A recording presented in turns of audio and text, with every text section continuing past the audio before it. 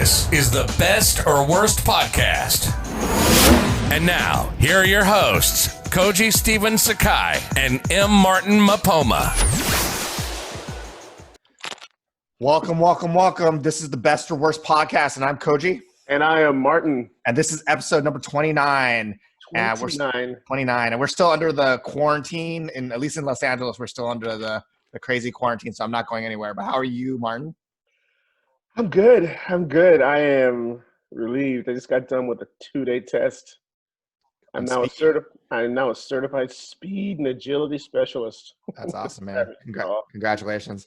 And today we have a special guest. We sure do. Minister Drew Ashley from Georgia, Atlanta, right? Yes, sir. From Atlanta. I'm originally from Alabama, but yeah, I'm in Atlanta. And I met you. And I met you in Los Angeles, like, how many years ago was that? It was like a decade ago? Yeah, man. It was a little more than that, actually. It was in like 2001. Wow. That's a really, really long time ago. Oh, that sure is. That's a long time, man. Wow. And when I met you, you were rapping. I see you still rap, right? Even as a minister, you're still rapping. That's right. Yeah, that's awesome. That's right.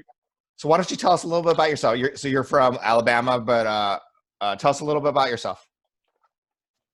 Okay, well, I'm originally from Alabama. When I first actually moved to Los Angeles, it was 2001. I had a lot going on.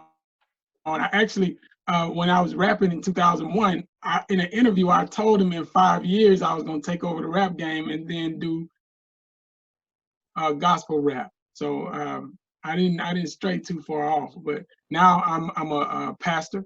I pastor a church in Alabama called Welcome Chapel CME, but I live in Atlanta. So do a lot, man. I'm a work for myself. I do insurance, but I do a lot, man. I do God's work.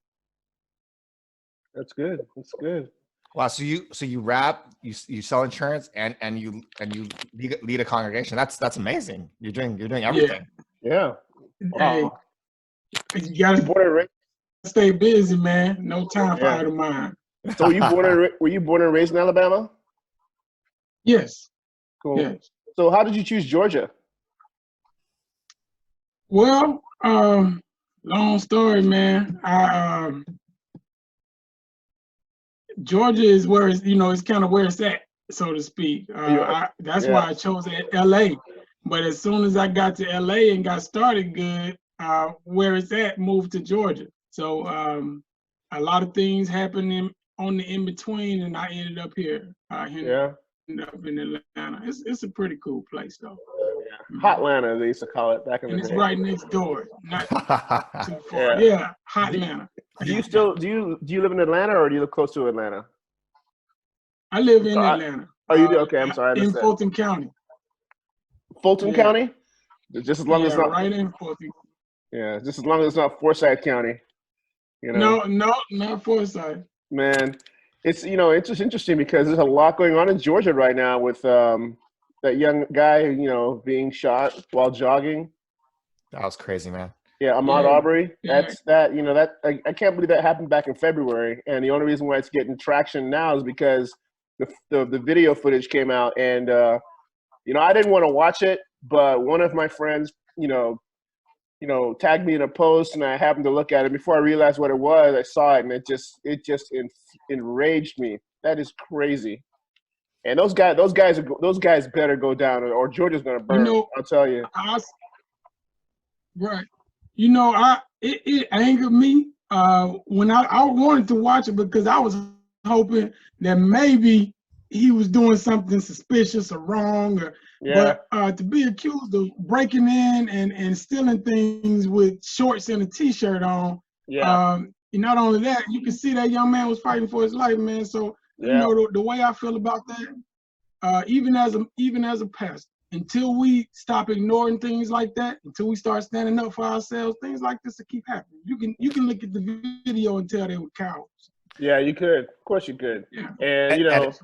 And it's crazy. I mean, in this day when people are breaking into the state capitol with machine gun or AR-15s, They weren't even breaking in, Koji. They just walked in. And they walked in. I mean, you could walk in with a white person could walk in with a gun, and it's okay. He'll get ushered past the metal detectors. Did you see that one? Yeah, and they'll walk around the metal detectors. That's crazy. And a person running without a weapon is gunned down for. I mean, that's crazy. That's crazy. You know. Yeah. Yeah. There's no excuse. Now this is what we got. We have to be careful and make the right distinction. Koji, you said a white man can walk in the Capitol with the AR-15 and everything be peacefully. But you also have to say a black man or a man of color running unarmed or get shot down. Exactly. And really, the people that won't admit that's wrong, we have to be careful and understand they feel the same way. Oh, those people. I try to stay away from those people. I try not to engage. I try not to engage them at all, because if they look at that video and they see nothing wrong, there's just no excusing it. As a minister, how does how do you talk to your people about something like this? What do you say to them during this time?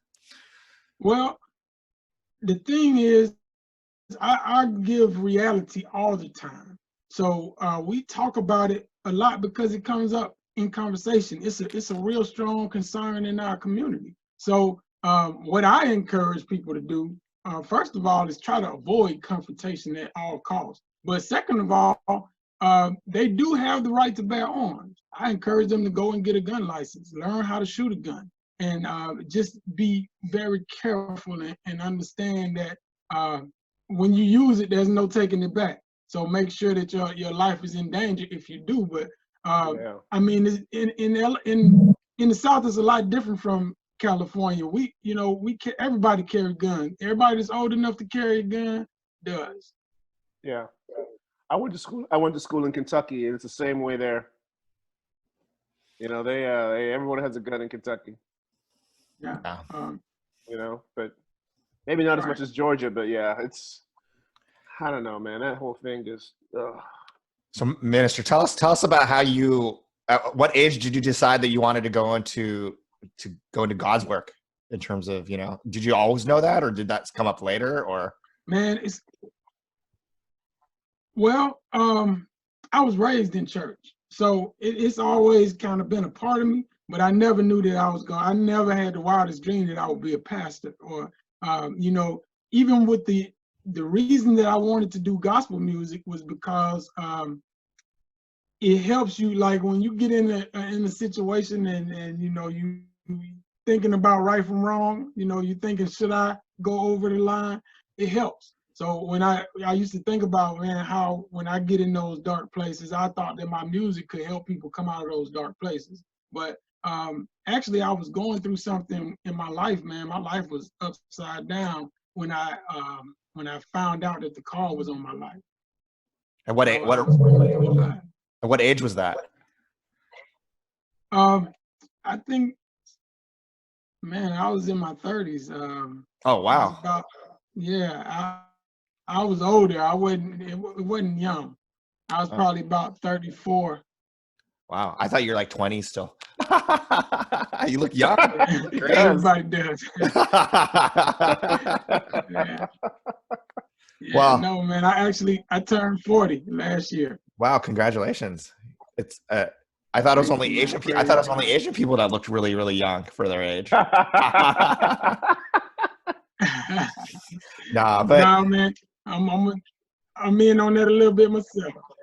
And also, you have a family, right? Yeah, man. I'm married. I actually have 3 children, man. And they're all grown. They're all grown. I have a daughter that's at the University of Alabama in Huntsville. I have a son that's in the Navy, and I have a daughter that works. Wow. That works full time. Wow. Yeah. That's crazy. I'm sorry. How old are you? 40. I'm 40. I just 40. Turned 40 in December. Wow, that's awesome. So yeah. So okay, Koji, what's the deal? So we're at that point. We're at that point where we ask kind of our guests whether we want to hear the best or worst moment of their life. And, one of those moments, usually the best moments are not the moments that are like, I met my wife or I had my kid, because those are going to be everybody's favorite moments. Yeah, they're very easy. They're very easy. But so we're looking for something else, and it's usually the first thing that comes to mind. So Martin, do you want to hear kind of the best or the worst moment? I want to hear the best. Yeah, I feel like I do too. I want to be inspired this morning. I want to be inspired. I want to hear something that will make me, because I feel terror. I mean, I've been watching all the news about all this stuff. And I've been feeling terrible about it. And I thought we're in a better place, but we're not. Clearly we're not. So, so why don't you tell us the best moment of your life? Well, this one is easy because my best and worst moments are connected. We talk about being inspired, and a lot of times it's our worst moments that inspire us. We get put in between a rock and a hard place, and we got to decide, and we have to pull something out of the inside that we never knew we had. But my best moment, like you said, was when I married my wife. I moved to Atlanta. Actually, I moved back here because my mother was terminally ill. She passed away when she was 44. But while I was here taking care of her, before she passed away, I met with my wife, and she got to meet my wife. But I married my wife, and Big Sakai was my best man. So I met her, and then I married her a year later. We got married on September 11th. Yeah, man, that was my best, because it's crazy how God works, man. I had said that I didn't have time for women right now. I actually had a talk with God like 2 weeks before I met her, because I was taking care of my mom. She was in and out of the hospital. So I said, I don't have time for women right now. Just keep them away from me. I'm trying to focus. So like 2 weeks later, man, I had been out of town. I come and knock on the door at my cousin's house. She opened the door. And we had one of those little 5-second moments that, we're like, wow, like something just happened. Did you feel that? So that was it, man. That, from there, we hit it off, man. And like a year later, we got married. So, wow. Like I said, Big Psych met her. I brought her to California. We actually came to California for like a week, man, on our honeymoon. Oh, so wow. yeah, man, that was my best day ever. And I know it sounded like more than one day, but it's all intertwined, because it's still inspiring me right now. How does it inspire you right now? I think about that whole ordeal. As you know, Psych passed away not too long ago. In I think it was 2016, and we went from like talking on the phone like 3-4 times a week, talking to him, talking to his moms, and one day I was at a basketball game and I got that call, and I just was like, wow. So I when I think back about my wedding, I get to looking at the pictures. Some of the things Psych told me to motivate me. A lot of the reason that I even still do music is wrapped around Psych, wrapped around Layla. Had I not found the place where I met you, I probably wouldn't still be doing music. So all of that it's intertwined. When I think about it, how inspired, I've been around people that were in a place that I never thought I'd see or touch.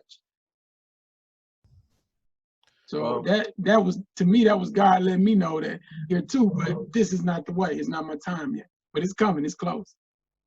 Wow. Great story.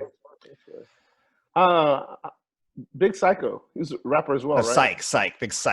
Big Psych. Yeah, okay. Big Psych, from Thug Life. Okay. I got keys from overseas. Overseas, that's right. I'm a street commander Nino, for example. Yeah. He was right, that's it. You know exactly who it is. Yeah, exactly. I just made the correct. I love his voice. Yeah, he was an awesome dude. So street commander Nino has meeting your wife, and that you're still rapping. Sorry, no, I just, oh my God, I remember how much I love that song and his part in that song. Yeah, Has meeting, has meeting your wife in that whole moment, has that strengthened your faith and kind of helped your work in terms of just what you do every day? Well, I wouldn't say just that, but my faith, I went through some stuff in California, man. I was homeless for a little while after I met you. So all of that kind of helped to build my faith. Sleeping in the car and going couch to couch and hotel to hotel, that'll build your faith if you're still all right when you're dealing with things like that. And then, coming back and just seeing what I saw and seeing what my mom was going through, having to be the pillar or the strong person in the family, that's what built my faith. So when I look back to where, what I was taught, I guess the foundation, what I was taught early, and I started to realize, what I was taught is working. This is what's been keeping me during this time. So that's what really built my faith. That's cool. Yeah, that must have been a challenge. Yeah, man. You can't imagine going to a doctor and the doctor looking you in your face and saying that your mother has 18 months to live. There's no way to explain or at least in words how that feels. But at the same time, in your weakest moment, which that was, that's the time that God is the strongest. So that's where I learned to pray, and that's where I learned learned to pray better. And that's where my relationship got closer to God. So, you can't, well, the great thing about it is, even though you can't put it in words, when you see a person doing God's work, it helps you realize they've been through something. So that's the explanation. When you see the work that they're doing, it helps you, you can realize that they've been through something and how they dealt with it. Because it'll make you or break you. And how long have you guys been married? Man, you're going to make me sound old again. We've been married 12 years. Wow, that's a long time. 12 years. Yeah, man. Yeah. And I never had to sleep on the couch. Oh, nice. I never had to sleep on the couch, man. So that, man, I can't say that. I'm doing good. Koji, you ever had to sleep on the couch? I've slept on the couch, yeah. But I like to move around when I sleep, though, so I move to different places. No, that doesn't count. That doesn't count. I've had to sleep on the couch. Yeah. See me looking back? Woo. So, Martin, do you have any questions or any? It's funny because you mentioned Big Psych. What was he like? He seemed like he was a great guy. Man, when I was going through my homeless thing, he actually let me live with him for about 3 months, man. When I first went into that, he helped me out. He helped me get a place. He mentored me, man. He actually, what's crazy? I'm going to tell this story. Nobody probably ever knew this, but when I lived with him, I remember one morning I heard a knock on the door, and it was Jehovah's Witnesses. And they came in, he let them in. See, people don't let them in. Yeah, no, they let them in. They came in, and man, we did a little Bible study, and that was close to the time, So it's like we did the Bible study, and it's just some questions that I had and some feelings that I had. They helped, they kind of helped me when I was on the line. Sometimes you about to cross the line and go probably into the land of no return, at least as we think sometimes. But they helped me, man. They helped keep me grounded. So Psych was a good dude, man. Anything I needed, we was close. I can't think of another dude that like Psych, man. We went some places and did some things and experienced some things that I probably would have never experienced without him. Was he in the rap game until the very end in music? Sorry? Was he in music until the very end? Yes, he actually was filming. He was working on 2 movies and an album right at the end. So I'm not sure what's going on right now with what he was working on, but I think the movie it's an independent film, so I think the movie will be released. Oh, cool. He always did music. That was never a time that I can remember Sakai wasn't doing music. Wow. Well, that's cool. How did? Oh, go ahead. No, go ahead. No, go ahead. I was going to ask, how did he meet up with Tupac? Were they Sakai? friends? Yeah. Yeah, man, they were best friends. Now I'm gonna tell you about Pac though. Pac is a touchy subject around people that were close to him. So when he talked about it, he didn't talk about how they met or this is what Pac showed me, or or something that he remembered that was a good memory. The private jets they used to take, and things like that. He didn't really talk about, oh, this is how I met Pac, but he did make sure that he continued to remind us that he had a Rolex before he met Pac, and he was doing things. He actually had an album out before he met Pac, but he wasn't all eyes on me, but he was doing music. Wow.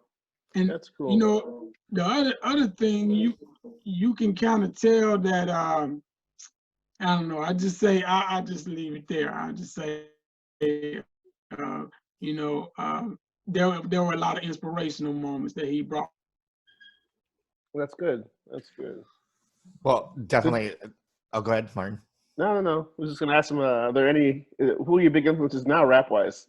Because the game has changed since back then. Today's rap. I'm always telling, my wife that whatever our son likes, because I love rap, and I grew up. I'm a little older than both of you guys, and a little older. You're way older, dude. Whatever, man. Yeah, I'm old. But I mean, I grew up listening. I grew up. Remember when Pac first came out, and and of course I was a big East Coast fan. I love Ghetto Boys and Eric B and Rakim. And as my son's getting older now, he's starting to really, really like music. And my wife is not a rap fan. And but I've been letting him listen to some of the old stuff. And he, of course, he gets on YouTube Kids and all of his buddies, and he starts singing all these new rappers. The other day we were eating dinner, and we were watching TV, and this song came on that I've heard 1,000 times. Not really 1,000 times, but he started singing the lyrics, and it's not a song that I like. My wife and I looked at each other and I said, "I told you, it doesn't matter what we like. We're gonna both hate the music he likes growing up," and it's already started. It's just so different, right. But that's how it goes. Yeah, but who are some of your? My question. Go ahead. Yeah, surprisingly, man, 8Ball and MJG. Tupac, West Coast, a lot of West Coast, E40, sure. I like No Limit back in the day. Sure. I like Suave House and No Limit. I like Tila, I like Too Short. Wow, Minister. Yeah, but sure. That's who I like, man. DJ Quick? DJ Quick was all right. Oh, really? Wow. He was all right, man. He was a little different. The reason I say that is because he was very LA. You almost had to experience LA to start. I started liking him when I got to LA because I kind of understood differently. But E40, see, I noticed some LA guys call Sacramento the country, but E40 and cats like that, like Telly Cell, Mac Mall, and other cats like that. Mac Mall. Mac Mall, sorry. Right, I like who that is too. They relate. I relate closely with them. Yeah. Mac Dre. Yeah, exactly. Yeah. Mac Dre. Cody's gonna start throwing up the names. Yeah. Of course, I know all these guys. Yeah. So I know you do. So where can people follow you? Where can people follow your music? Where can people hear what you're doing? Well, I'm at Minister Jew Ashley on Facebook and on Instagram. It's at Gator Family. My Facebook I'm a lot more active on Facebook. I'm getting more active on Instagram, but Facebook because I can talk and I can do live and I can show videos. They can subscribe to my YouTube at Gator Family as well. Okay. What is it again? That Gator Family? Gator is GATA. GATA is giving actual testimonies abroad. Oh, okay. Okay, cool. That's the name of my record label, Gator Family Records. I'll make sure to put that in the show notes so people could find you right there. Because I even though I don't comment or I don't do anything, I am lurking always. I see everything you post, and I love your videos. So I'm there. I'm watching and I'm feeling you. I love it. Yeah, man. Make sure you subscribe. Definitely will. I'll do the same thing. Thank you so much for coming on, and thank you for your time. I know you're really busy, dude. So I don't want to take up too much of your time, but really thank you for coming in. And yeah, we really appreciate it. And next time you're in Los Angeles, please let me know so that you're here, so we can meet up and hang out. I'd love to meet you. I'd love to meet your wife. I will, man. And I'd love for you to meet my wife and my family as well. Yeah, man. Next time, whenever we open back up. Yes, whenever. I know, right? And actually, I might have something. We find what our new normal is. Yeah, I might be shooting something in Atlanta. I've been talking about shooting something in Atlanta. So if I'm in Atlanta, I'll let you know for sure. But thank you so much for coming on. Please do. Thank you, Martin. Thank you, everybody, for listening. Thank you, Koji. Please rate, review, and subscribe to our podcast. This is what makes us go. And let us know if you want to be on the show, because that's a really great way. So hit us up on Instagram, Facebook, or wherever at Best or Worst Pod. So thanks for listening, guys. Thank you. Thank you. Bye. All right. Thank you. Take care. Yes,